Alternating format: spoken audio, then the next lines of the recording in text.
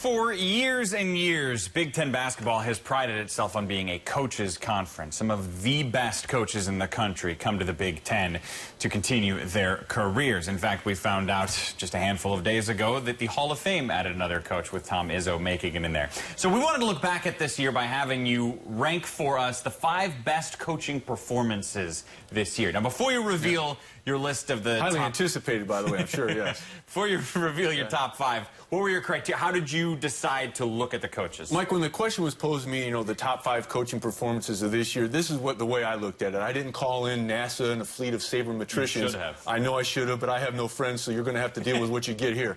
What I decided to do is I took a look at right, wrong, or indifferent. What were the preseason expectations for the respective teams? Then you kind of factor in. Every team faces adversity throughout the course of the year. I factored that in. And then when you put those things in a mix, did they surpass or exceed, right, wrong, or indifferent, what the preseason expectations were? And I went with what my preseason expectations were. And this is how it came out. All right, well, then let's get to your list. And your number 1 fits that criteria pretty well because he wasn't even the head coach at the beginning of the season. Yeah, and I start with Greg Gard of the Wisconsin Badgers, Mike. And the reason I do that is because at one point in time, they were 1-4 in the league. But forget about talking about the NCAA tournament. People weren't even talking about the NIT, rather. And his ability to get guys to buy in and really reincorporate the swing offense, which is not an easy thing to do.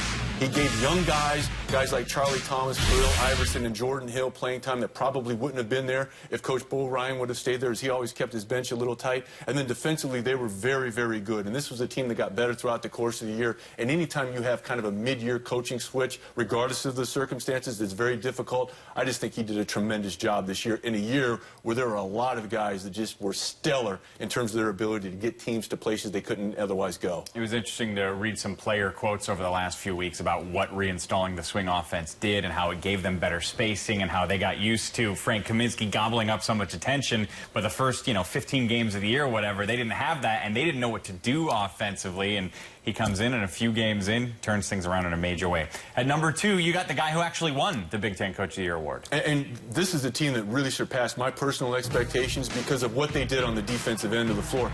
Mike, when you and I were here, it seems like only yesterday, but it was media day back in October, and you asked me, give me a sentence to sum up what Indiana needs to do, and I said guard somebody. And at the beginning of the year, they weren't. And then once you get past Maui and you get past kind of that watershed moment against Duke, this was a team that bought in defensively and took them to places. This is a guy in Coach Tom Crean that won this conference by 2 games outright, and he did it on the road. That's number 1. And number 2, I think it shows a great deal of self-confidence when you take a look at his staff, Mike. Every one of his assistants has been a head coach other places. A lot of guys don't feel comfortable with that situation, but he's kind of gotten an amalgam of all their coaching philosophies, and it paid off big time this year for Indiana. That staff, led by Coach Tom Crean, should be congratulated and rewarded. At number 3, you have Fran McCaffrey of Iowa. How come? Because this is a team that no one had a great deal of expectation. If you looked at kind of preseason prognostications, you had them anywhere between 6th and 8th in the league. And this is a team that swept Michigan State. They swept Purdue. They overcame a little bit of adversity in their own right in this, is that they blew a big lead to in-state rival Iowa State. Now, the people outside, they may say, well, that game was in December. That game is huge in the state of Iowa. They let that one slip away, and rather than have that haunt them, they came out and really got off to a great start. Now, the season didn't finish the way a lot of people in Iowa City and around the conference might have expected, but I think he just did a really, really good job of keeping that team together and doing it with local guys, and in-state guys are going to help them moving forward. Remember what they lost going into the year. They lost all the points that Aaron White gave them offensively. They lost the Big Ten 6th Player of the Year in Gabe Olaseni. So, they had to overcome some holes, and like you said, they did that for the majority of the year.